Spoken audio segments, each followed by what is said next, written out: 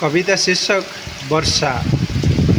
वर्षा किए कहे खूब लाजकुली एक राजकुमारी से। किए कहे वर्षा वर्षा एक ऋतु, यह ऋतु नुहे। किए कहे यह एक काल, यह काल नुहे।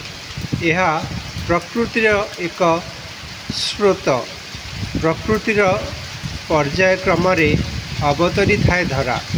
यह बिना सृष्टिर संभावना क्षीण हो जाए। यार अति तीव्र हेले बन्या बात्या सृष्टि ध्वंस करे। वर्षा वर्षा एक संभावना जहाँ दिए बंजीबार राह। वर्षा बिना ये सृष्टिर बंचीबार राह हुए अत्यंत अकल्पित।